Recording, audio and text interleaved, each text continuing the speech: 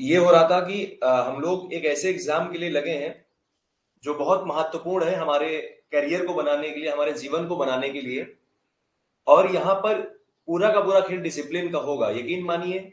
जी, जो लोग लास्ट तक डिसिप्लिन से लगे रहेंगे वो बहुत अच्छा करके जाएंगे। अभी भी बहुत वक्त है अपने पास में और बहुत आसानी से सारी चीजें हमारी कंप्लीट हो जाएंगी। ठीक है, तो बस इसमें एक बात याद रखना है कि हमें संयमित रहना है, डिसिप्लिन से रहना है और हमें लाइव क्लासेस ही ज्वाइन करनी है।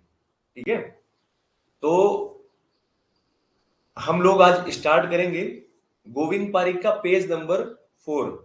पेज नंबर 4 और 5 हम लोगों को आज यहां पढ़ना है।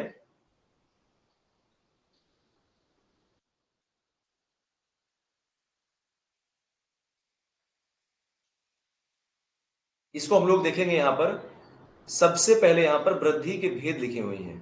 ठीक है, वृद्धि जो होती है उसके भेद लिखे हुए हैं और कहते हैं कि आचार्य चरक 3 प्रकार की वृद्धि मानते हैं। जब हम लोग श्वेतु अध्याय पढ़ते हैं तो ये सब चीजें वहां पर आती हैं, चरक चिकित्सक 12 नंबर चैप्टर में।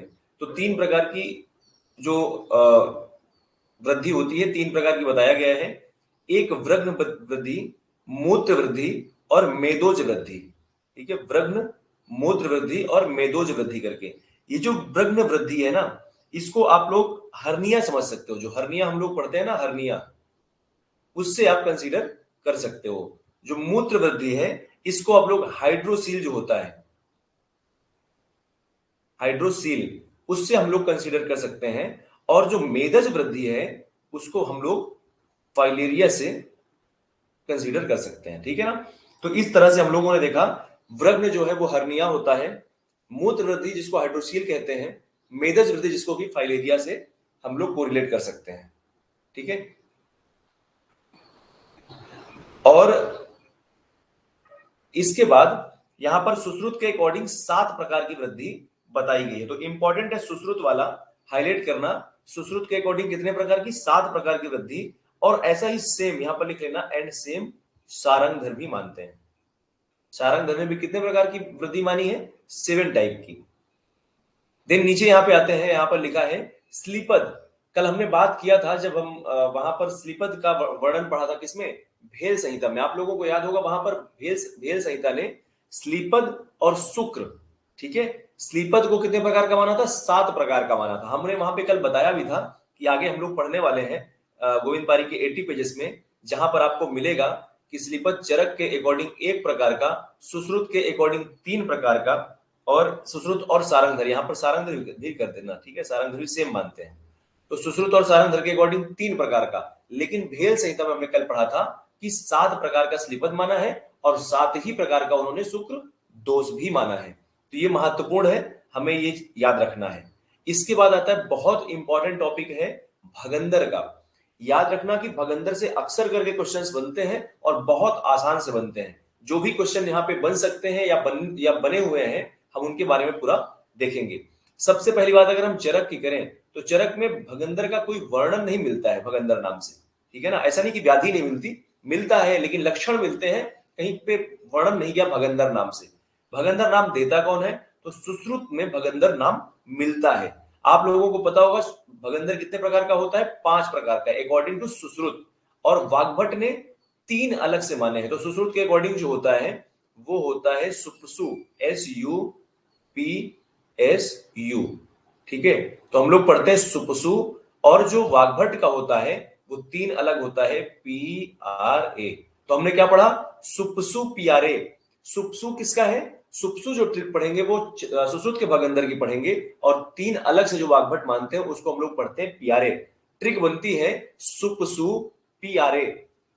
सुपसु PRA होता क्या है? नंबर 1 यहां पे लिखते हैं सतपौनक, सतपौनक भगंदर। ये जो सतपौनक भगंदर है, इसमें एक लाइन वहां पर हम लोग देखते हैं कि अणुमुखाश्च,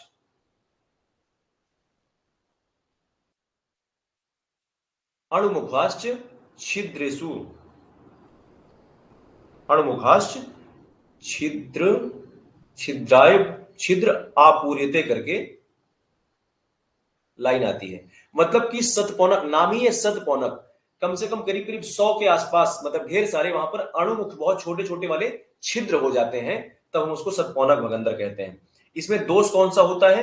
तो सतपौनक भगंदर में ये वात दोष के कारण होता है, तो हमने लिख दिया वात दोष के कारण, और सतपौनक भगंदर में अणुमुख छिद्र आते हैं। ये लाइन कभी कभी आपको आती है और आपसे डायरेक्ट पूछता है कि ये किस भगंदर के बारे में कही गई है, तो हमें बताना होगा सतपौनक भगंदर के बारे में। देन यहां पर यू से आता है उष्ट्रग्रीव, उष्ट्रग्रीव भगंदर। उष्ट्रग्रीव जैसे नाम ही से आपको पता चल रहा होगा वातज है फिर, और यहाँ पे उष्ट मतलब गर्म, उष्णता जो क्रिएट करने वाला है वो कैसा होगा? वो पित्त से होने वाला होगा। उष्ण इसमें आता है व्रणश्च अग्निश्च, व्रणश्च अग्निश्च, व्रणश्च अग्निश्च क्षाराभ्याम, क्षाराभ्याम इव दह्यते। कह रहे हैं कि जो व्रण ये जो होता है उष्णग्रीव भगंदर में, इसमें जो व्रण होता है वो अग्नि के जैसे, क्षार के जैसे दाह क्रिया करता है, दहन करता है, बर्निंग सेंसेशन बहुत ज्यादा क्रिएट करता है। कौन सा भगंदर? ये हमने पढ़ा उष्णग्रीव भगंदर, जो कि पित्त दोष के कारण होता है। इसके बाद यहां पर आता है सुप्पशु, पी यहां पे आता है, और यहां पे जो पी है उसको कहते हैं परिश्रावी, परिश्रावी भगंदर। नाम ही है परिश्रावी, तो इसमें जिसमें स्राव बहुत ज्यादा निकले उसको कहेंगे परिश्रावी। दोष कौन सा होगा? तो वात पित्त और ये कफ होगा, कफ दोष के कारण होता है परिश्रावी भगंदर। याद रखना, आपसे सिंपल पूछेगा कि परिश्रावी भगंदर में कौन सा दोष इन्वॉल्वमेंट होता है, तो आपको बताना होगा कफ होता है। देन यहां पर सुपुषु एस आ गया, हमने पढ़ा एक एस से तो सतपौनक था, दूसरा हो जाएगा शंभू का वर्त, शंभू का वर्त भगंदर। शंभू का वर्त भगंदर में आप लोगों को एक लाइन मिलेगी, पाद अंगुष्ठ प्रमाणाम, पादांगुष्ठ प्रमाणा, पादांगुष्ठ प्रमाणा स्व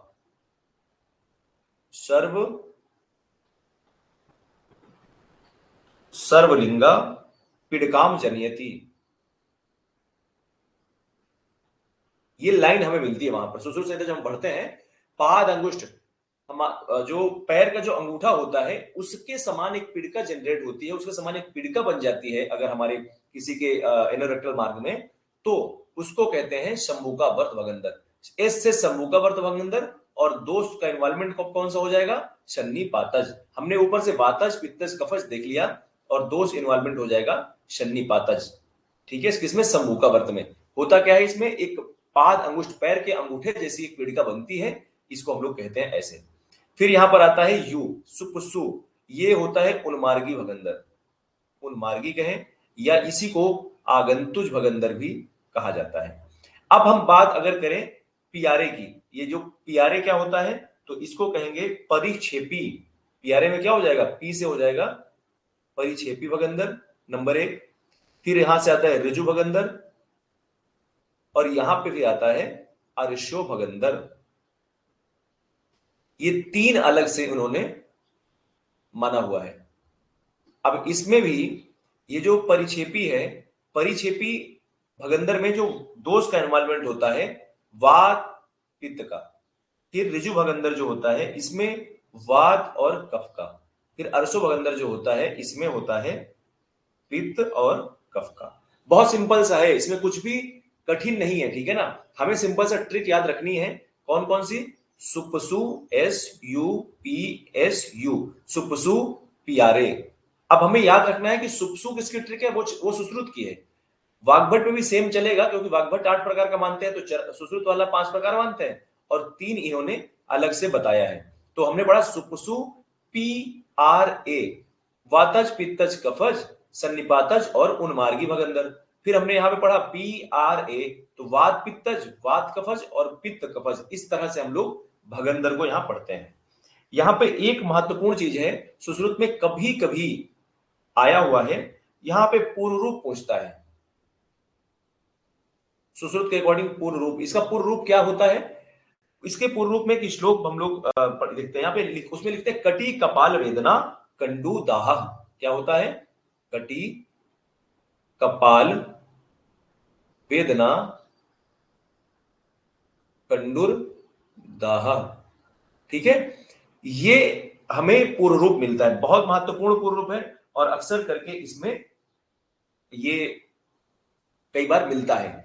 चरक में भेद तो वर्णित नहीं है, आप लोगों को ये पता होगा कि चरक में भेद तो भगंदर के वर्णित नहीं है, लेकिन चरक ने चिकित्सा बताई है। और चिकित्सा अगर हम बात करें तो इन्होंने चिकित्सा वैप चिकित्सा बताई कि कौन सी? वैप, VAP। ये वैप चिकित्सा है क्या? तो वैप चिकित्सा में आता है विरेचन, विरेचन, एसड़ और पाटन। ये चिकित्सा बताई है आचार्य चरक ने। चरक ने इन द सेंस चक्रदत्त में बताया गया है। और सबसे महत्वपूर्ण बात, ये आपसे कभी कभी कई बार आया हुआ है क्वेश्चन कि आचार्य चरक या फिर आचार्य चक्रपाणी के द्वारा जो क्षार है, क्षार निर्माण विधि कहां बताई गई है? तो इसी भगंदर के प्रकरण में बताया गया है, जो कि चरक सूत्र 12 नंबर चैप्टर स्वयथु अध्याय में आता है। तो क्षार निर्माण विधि भी इसी के संदर्भ में बताया गया। बहुत महत्वपूर्ण है ये लाइन। चलिए, क्षार सूत्र का प्रयोग और क्षार सूत्र बनाने की विधि भी यही पे बताई गई है। तो ये बहुत इंपॉर्टेंट चीज थी। और एक चीज हमें थोड़ा सा इसमें और ध्यान रखना है इसके केस में, कि जो सारे भगंदर होते हैं, ठीक है ना, सभी प्रकार के जो भगंदर होते हैं, सभी प्रकार के जो भगंदर होते हैं वो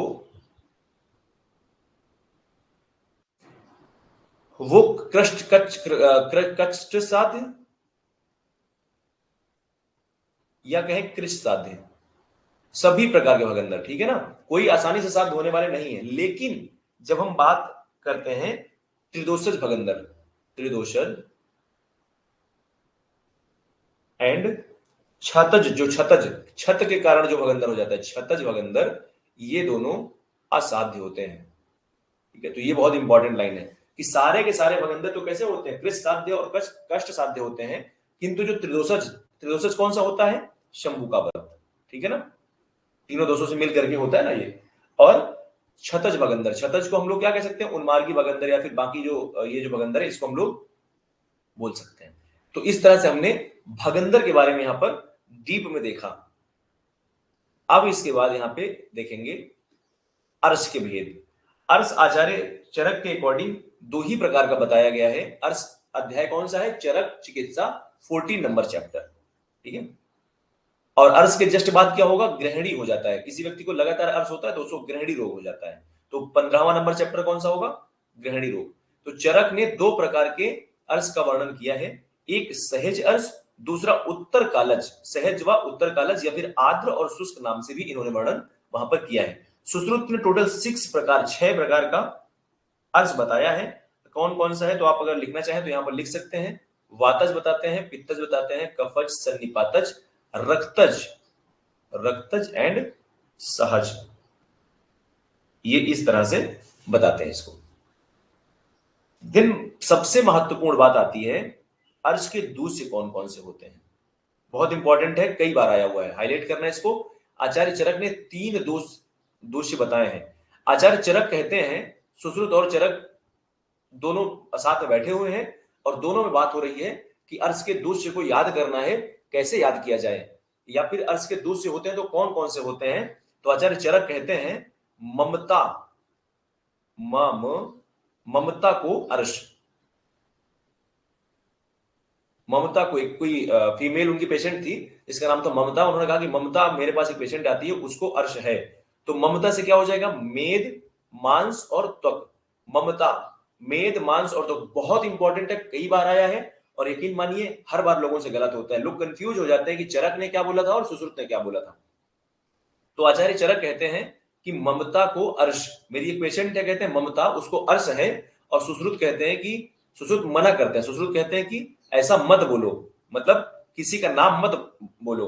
तो सुश्रुत ने क्या कहा? मत बोलो, मत मतलब किसी का नाम मत बोलो। तो मत से क्या हो जाएगा? मांस और त्वक। तो हमने पढ़ा ममता को क्या है?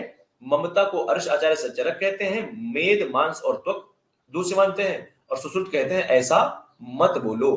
तो ये मांस और त्वक ही केवल बोलते हैं, में नहीं बोलते, मतलब मेद नहीं बोलते हैं। बहुत इंपॉर्टेंट है, कई बार आया हुआ है, ये बात याद रखना। और बल्कि ये तो अभी 2020 में ही आया हुआ है, 2020 में फिर से लेटेस्ट था ये एबीजीटी में। फिर यहां पे आता है पांडु के भेद। पांडु के भेद चरक 5 प्रकार का बताते हैं, पंच पांडवा भवंती करके बताते हैं। वातज होता है, पित्तज होता है, श्लेष्मिक और सन्निपातज और मृतिका भक्षणजन्य। आप इसको स्टार लगा करके हाईलाइट कर लेना। मृतिका भक्षणजन्य पांडु भी बताते हैं। सुश्रुत 4 ही प्रकार की पांडु बताते हैं और हाईलाइट करना पानकी, लाघरक व अलसाक पांडु के पर्याय बताते हैं। पानकी, लाघरक और अलसाक क्या बताया? पांडु के भेद हैं, सॉरी पर्याय है, पांडु के भेद नहीं है। देन माधव निदान जो है वो भी चरक को ही फॉलो करते हैं। हारित संहिता को आप बॉक्स से बंद करके हाईलाइट करना, स्टार लगा देना। हारित 8 प्रकार की पांडु भेद मानते हैं, जिनमें इन्होंने 5 प्रकार तो चरक के जैसे ही माने हैं, किंतु 2 प्रकार का कामला और 1 प्रकार का हलीमक का वर्णन करते हैं।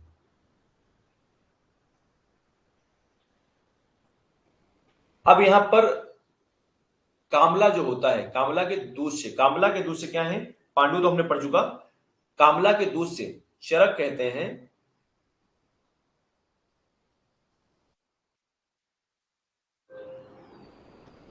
यहां पर इन्होंने लिख दिया है त्वचा। त्वचा नहीं है, इसको आप कट कर देना ना, त्वचा नहीं है यहां पे, इसको कट कर देना। कामला के दूसरे में केवल आचार्य चरक जो बोलते हैं वो रक्त और मांस ही बोलते हैं, ठीक है। चरक और सुश्रुत में एक सिंपल सा वो है कॉन्सेप्ट कि चरक कहते हैं काम, किसी व्यक्ति को अगर मारना है तो किसमें से मारो? काम से, काम करके, मतलब आप इतना ज्यादा काम कर लो कि उस काम से व्यक्ति को मार दो। तो चरक कहते हैं काम से मार, ऐसे। चरक क्या कहते हैं? काम से मार, मतलब कामला में मांस और रक्त दूषित है तो काम से मार हो जाएगा। सुश्रुत कहते हैं कि नहीं, काम से मत मारो, रक्त बहाकर मारो। सर्जन है ना, तो इनका कहना है कि चीड़ फाड़ कर दो उस व्यक्ति की और तब उसको मारो। तो चरक और सुश्रुत का कॉन्सेप्ट बिल्कुल अलग है। चरक ने कहा काम से मारो और सुश्रुत कहते हैं कि नहीं, रक्त बहाकर मारो केवल, ठीक है। तो केवल रक्त किसने बोला कामला में? दूष्य, आचार्य सुश्रुत ने। दिन आता है यहां पर हिक्का के भेद, बहुत महत्वपूर्ण है, याद रखना इसमें। हिक्का के भेद आचार्य चरक पंच हिक्का भी बताते हैं। 5 प्रकार की हिक्का आचार्य चरक भी, और 5 ही प्रकार की हिक्का सुश्रुत भी। चरक कहते हैं अन्नजा, व्यपेता, क्षुद्र हिक्का, महाहिक्का और गंभीर हिक्का। इसको याद करने के लिए आप लोग सिंपल सा ट्रिक याद कर लीजिएगा। वीसी मांगे अन्न, एक वाइस चांसलर है, वो वीसी है और क्या क्या करता है? मांगता है। वीसी मांगे अन्न, ऐसे करके। तो वी से क्या हो जाएगा यहाँ पे? वी से हो जाएगा व्यपेता, सी से हो जाएगा क्षुद्र हिक्का, एम से हो जाएगा महाहिक्का, जी से हो जाएगा गंभीर हिक्का और अन्न से हो जाएगा अन्नजा।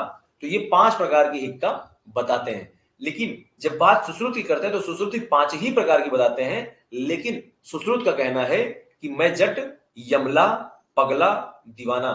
सुश्रुत कहते हैं चरक से कि मैं तुम्हारी ये जो व्यपेता तुमने मान दिया ना, व्यपेता, ये व्यपेता का कोई मतलब नहीं है और ये शब्द भी अच्छा सुनने में नहीं लग रहा है। तो इन्होंने कहा कि मैं तो क्या हूं? मैं व्यपेता नहीं मानूंगा, क्योंकि मैं तो क्या हूं? मैं हूं जट, मैं जट, यमला, पगला, दीवाना, ठीक है। तो आचार्य सुश्रुत क्या मानते हैं? सुश्रुत यमला मानते हैं। व्यपेता की जगह पर क्या? व्यपेता में देखो या आता है, या, इसी या से इन्होंने लिया और यहां या से यमला कर दिया। तो बहुत सिंपल सा है, जब भी आपको कभी आए तो आप याद रखना कि जिसमें या आता है, देखो अन्नजा में या नहीं आया, क्षुद्र हिक्का में या नहीं आया, महाहिक्का में या नहीं आया, गंभीर हिक्का में भी यहाँ या नहीं आया। इन्होंने केवल व्यपेता से छेड़खानी की सुश्रुत ने और बोले व्यपेता के जगह पर मैं यमला मानूंगा, क्योंकि मैं तो यमला, पगला, दीवाना, ठीक है। बहुत सिंपल सा, हमें ऐसे करके याद करने चीजों को। अतिसार के भेदों के बारे में वर्णन करें, अगर बात करें तो यहां पर जो अतिसार है, अतिसार चैप्टर आप लोगों को पता होगा, चरक चिकित्सा 19 नंबर चैप्टर है। अतिसार के बाद आता है छर्दी नंबर, छर्दी 20 नंबर चैप्टर, ठीक है। तो यहां पे अतिसार आचार्य चरक के अकॉर्डिंग 6 प्रकार का बताते हैं। वातज, पित्तज, श्लेष्मज, सन्निपातिज, भयज और शोकज को आप बॉक्स में बंद करके ऐसे करके हाईलाइट कर देना। भयज और शोकज अतिसार कौन मानता है? आचार्य चरक। देन यहां पर सुश्रुत, सुश्रुत भी सेम ही मानते हैं, ठीक है। सुश्रुत भी सेम ही मानते हैं 6 प्रकार का। बस इतना है हाईलाइट करना, चरक के भयज के स्थान पर आमज अतिसार माना है। भयज जो आचार्य चरक ने मान दिया, उसके स्थान पर क्या माना? आमज अतिसार। भयज के स्थान पर क्या? आमज अतिसार। तो इसको आप ट्रिक से याद रखना, कई बार पूछा गया है और मोस्टली गलत होता है बच्चों से। तो याद रखना, इसमें लिखेंगे हम लोग सुश्रुत के आम को, सुश्रुत के आम को चरक का भय नहीं। सुश्रुत के आम को चरक का भय नहीं, ऐसे याद रखना कि सुश्रुत के आम, सुश्रुत का आम, आमज अचार किसका है? सुश्रुत का है। और किसको नहीं? चरक का भय नहीं। ठीक है, उसको किसी प्रकार का भय नहीं है चरक के, तो चरक का भय नहीं मतलब भयज के स्थान पर आमज मानते हैं, ऐसे याद करेंगे। वाग्भट यहां पर चरक के अकॉर्डिंग ही मानते हैं, माधव निदान जो है सुश्रुत को फॉलो करते हैं। यहाँ पे एक बहुत महत्वपूर्ण चीज है, यहाँ पे हम थोड़ा सा कुछ पढ़ेंगे। यहां पर जब हम बात करते हैं अतिसार की, तो अतिसार की उत्पत्ति आप लोगों को पता होगा, राजा प्रसिद्ध थे। ये जो 19 नंबर चैप्टर आता है ना, वहां पर एक कहानी आती है अतिसार के बारे में। एक राजा प्रसिद्ध, राजा प्रसिद्ध, राजा प्रसिद्ध थे और वो यज्ञ किया करते थे। आप लोगों को शायद ये कहानी पता भी होगी, वो यज्ञ किया करते थे। राजा प्रसिद्ध के यज्ञ में हुआ क्या कि मतलब जो जानवर थे उनकी आहुति दी जाती थी। एक वक्त के बाद क्या हुआ कि जानवरों की कमी पड़ने लगी, और राजा प्रसिद्ध ने चूंकि यज्ञ को अपने संपन्न करने के लिए इन्होंने क्या किया, गाय इत्यादि जो जानवर हैं, जो बहुत मतलब एक किसी धर्म में बहुत ज्यादा पूज्य होते हैं, इन्होंने क्या किया, उनकी फिर बलि दिलवाना शुरू कर दिया। उनकी चूंकि बलि दी जाती थी तो फिर उनका मांस लगभग सभी लोग खाते थे। और उसके बाद हुआ क्या, बहुत भयंकर तरीके से लोगों में अतिसार व्याप्त हो गया, और अतिसार से पीड़ित होकर के लोग बहुत ज्यादा परेशान होने लगे, लोग मरने लगे। तो उसके बाद फिर राजा प्रसिद्ध ने एक अलग से यज्ञ किया, बहुत बड़े बड़े संतों को बुला करके, और तब फिर निष्कर्ष निकल करके आया कि ये चीजें आपको बंद करनी होंगी। ठीक है, तो ये एक कहानी बहुत फेमस है। आप लोगों को अगर कभी आए कि अतिसार की उत्पत्ति निम्नलिखित में से किससे हुई है, तो राजा प्रसिद्ध के यज्ञ से उत्पत्ति हुई है। कहानी आप लोगों को ये पता हो गई। इसके बाद यहां पर अतिसार में जब हम अतिसार पढ़ते हैं तो एक बहुत इंपॉर्टेंट टॉपिक आता है, आपसे कई बार पूछ लेता है। ठीक है ना, अतिसार चिकित्सा जब हम पढ़ते हैं तो अतिसार में आम और पक्व, आम अतिसार और पक्व अतिसार, ठीक है, आम और पक्व का भेद बताया है। ठीक है ना, आम का और पक्व अतिसार के मामले में इसका भेद बताया है, भेद बताया इसका, किसका? आम और पक्व का भेद बताया कि आम क्या होता है और पक्व क्या होता है। लेकिन जब हम बात करेंगे कि आम और पक्व, आम एंड पक्व की परीक्षा, परीक्षा इसकी टेस्टिंग कहां पे बताई गई है, तो वो ग्रहणी चिकित्सा में बताई गई है। ठीक है, ग्रहणी चिकित्सा, चैप्टर नंबर 15। तो याद रखना कि आम और पक्व का भेद कहां पे बताया गया है। अब यहाँ पे अतिसार के प्रकरण में बताया जरूर है, लेकिन फिर आम क्या होता है और पक्व क्या होता है, इसका भेद बताया गया है कहां पर? अतिसार चिकित्सा में। आम और पक्व की परीक्षा जो होती है, टेस्टिंग जो होती है, वो बताया गया है ग्रहणी चिकित्सा में। ये चूंकि कई बार आया हुआ है, इस वजह से हमको यहाँ पर पढ़ने की आवश्यकता है। एक चीज और हम यहाँ पे देखेंगे जो कभी कभी पूछ लेता है, ये कहते हैं कि जो भयज अतिसार है, भयज और शोकज, नामी है भय और शोक से उत्पन्न होने वाला जो अतिसार है। कोई व्यक्ति डर गया तो अतिसार हो जाए, उसको भयज कहते हैं। कोई व्यक्ति बहुत ज्यादा शोक से पीड़ित है, दुखी है, तो उसको शोकज अतिसार कहते हैं। इसकी चिकित्सा कैसे करेंगे, तो आचार्य जब हम चरक संहिता पढ़ते हैं तो वहां पर वो आरएक्स चिकित्सा में लिखते हैं, वात हरि, वात हरि हर्षा, हर्षाणा, हर्षाणा आश्वासनानि च, वात हरि हर्षण आश्वासनानि च। ये ट्रीटमेंट है किसका? भयज और सोगज अतिसार का कॉमन। तो कहते हैं कि दोनों में ही वात को हरने वाली प्रक्रिया करते हैं, क्योंकि दोनों में वात बढ़ता है। तो नंबर एक इन्होंने कहा कि दोनों में वात हरी चिकित्सा करिए और पर्टिकुलर चिकित्सा करनी है। पर्टिकुलर चिकित्सा कैसे, तो कह रहे हैं भयज, कोई किसी व्यक्ति को भय हो गया, डर हो गया है, तो उसे हर्ष उत्पन्न करवाइए। कोई डरा हुआ है तो उसको क्या करेंगे, उसको हर्ष उत्पन्न करवाएंगे। हर्ष उत्पन्न होने से क्या होगा, उसका डर खत्म होगा, ठीक है, उस चीज के प्रति। और आगे लिखते हैं आश्वासन नानीचा, आश्वासन किसमें देना है, तो कोई व्यक्ति दुखी हो गया है, बहुत ज्यादा परेशान हो रहा है, दुख के कारण उसको एक अतिसार हो गया है, तो उसको आप क्या करेंगे, उसको आश्वासन चिकित्सा देंगे, कहेंगे कि भैया परेशान मत होइए, सब कुछ ठीक हो जाएगा। ठीक है, तो इस तरह की चिकित्सा बताई गई, तो कभी अगर आए तो आप लोग इसको आसानी से कर सकें, इसका उद्देश्य बस इतना था यहाँ पे। फिर यहां पर आता है विसर्प के भेद। विसर्प के भेदों में एक सिंपल सी आपको ट्रिक बताते हैं। ठीक है, अतिसार के बाद आता है छर्दी चिकित्सा, और छर्दी के बाद जस्ट आता है विसर्प। 21 नंबर चैप्टर है चरक का, चरक चिकित्सा का 21 नंबर चैप्टर।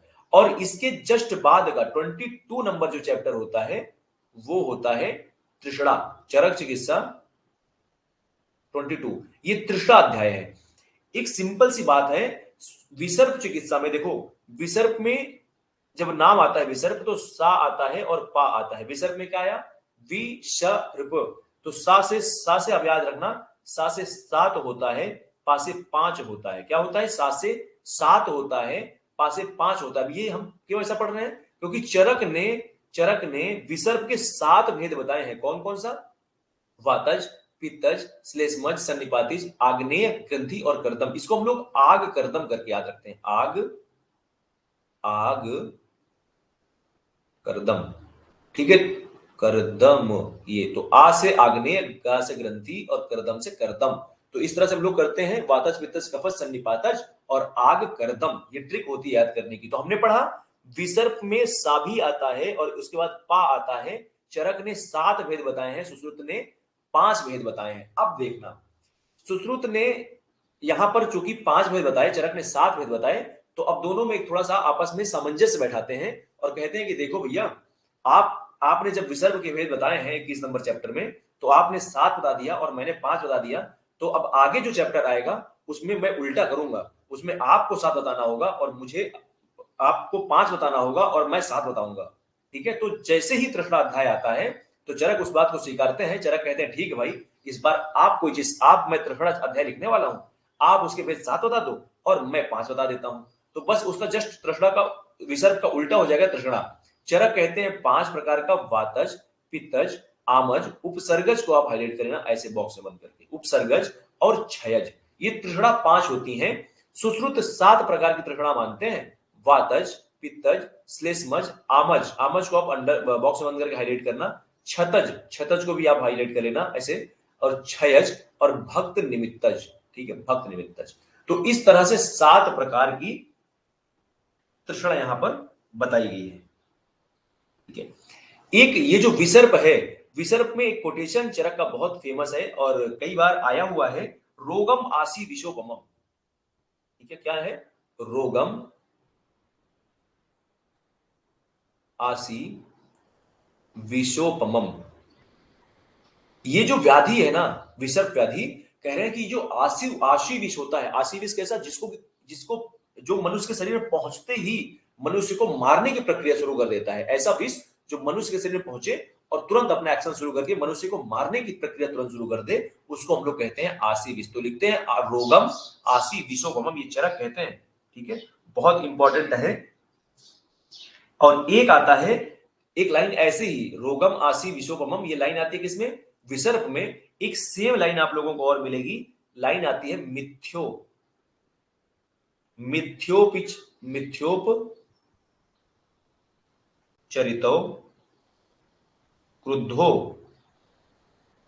मिथ्योपचरितो क्रुद्धो हत आसी विषा इव, विषाब इव। ठीक है, ये जो लाइन आती है, इसमें इसका मतलब ये है, मिथ्या उपचरितो, मिथ्या आहार विहार का यदि कोई सेवन करता है, उससे क्रुद्ध होकर के ये जो बीमारी है, हत आसी विष इव, हत आसी विष के जैसे, इव मतलब होता है उसके जैसे, जो आसी विष होता है उसके जैसे ये वर्क करने लगती है। हमने दोनों में एक बहुत बड़ा अंतर है। इसको, विसर्प को आचार्य चरक ने आसी विष की उपमा दे दिया है, कहा कि ये आसी विष के एकदम समान है, डिक्टो है आसी विष के जैसे। कौन सा, विसर्प रोग। लेकिन यहां पर कहा कि ये विष के जैसे है, ये आसी विष उपमम, आसी विष ही है, ऐसा समझ लीजिए विसर्प में। लेकिन इन्होंने कहा कि जो मिथ्या उपचार व्यक्ति करता है, उससे क्रुद्ध होकर के ये जो व्याधि है ये आसी विष के जैसे वर्क करने लगती है। कौन सी व्याधि है? तो हम लोग इसमें पढ़ते हैं हिक्का और श्वास, हिक्का और श्वास व्याधि। इतना सिंपल सा है, ठीक है। इसके बाद यहां तक हमें किसी प्रकार की कोई दिक्कत नहीं होना चाहिए। हम पढ़ तो रहे हैं लेकिन कुछ चीजें जो अलग से बताई गई हैं, साथ ही साथ चिकित्सा भी हमारा चल रहा है, सारी चीजें चल रही है, तो चिंता करने की आवश्यकता नहीं है, धीरे धीरे करके सब कुछ हो जाएगा ऐसे ही। फिर यहां पर आता है विष के वेगों का वर्णन। अक्सर करके ऐसे पूछ लिया जाता है, सिंपल सा प्रश्न पूछते हैं आचार्य सुश्रुत के अकॉर्डिंग विष के वेग कितने बताए गए हैं, चरक के अकॉर्डिंग कितने बताए गए हैं? तो याद रखना, मनुष्यों के बारे में अगर हम बात करें, मनुष्य में आचार्य चरक 8 प्रकार का मनुष्य विष का वेग मानते हैं, 8 प्रकार का। 8वां कौन सा होगा? 8वें में व्यक्ति की हो जाएगी मृत्यु। ऐसे ही सुश्रुत में भी क्या होगा? सुश्रुत में 7 प्रकार माना है, तो इसमें क्या होगा? 7वां क्या होगा? 7वें में हो जाएगी आदमी की मृत्यु। देन जानवरों में कितना माना गया है? तो याद रखना, जानवर में शब्द कितने आते हैं? 1 2 3 4। जानवर में 4 शब्द आते हैं और इसमें के जो विष के वेग आते हैं कितने? 4 ही विष के वेग भी आते हैं। अब आता है पक्षियों में। जब भी कभी प्रश्न आएगा आपको पक्ष की विष के वेग कितने हैं, तो पक्षियों में ही आएगा, पक्षियों में विष का। कभी पक्षी नहीं पूछेगा आपसे, पूछेगा पक्षियों में विष के वेग कितने होते हैं। तो पक्षियों में देखो नंबर कितने? पक्षियों, पक्षियों। और पक्षियों से कितना याद रखना है? 3 याद रखना है। तो पक्षियों में विष का वेग कितना? 3। अगर आप और डिटेल में जाना चाहें तो यहां पर जानवरों में जो आता है वो हम लोग एक ट्रिक पढ़ते हैं, अभरक से शून्य हो मरे। कौन? जानवरों के बारे में बात कर रहे हैं, तो ये आ से हो जाएगा अवसाद। अवसाद के लिए शब्द आता है सीदती करके, वहां पर जब हम पढ़ते हैं ना जो विष चिकित्सा है, तो वहां पर सीदती करके आता है। एक नंबर सबसे पहले, जानवर जब विष को ग्रहण करते हैं तो जानवर में अवसाद हो जाता है। दूसरे नंबर पर भी जानवर में क्या हो जाएगा? भ्रम हो जाएगा। फिर यहां पर इसी दूसरे नंबर पर ही और क्या हो जाएगा? यहां पर कंप हो जाएगा, कंपन।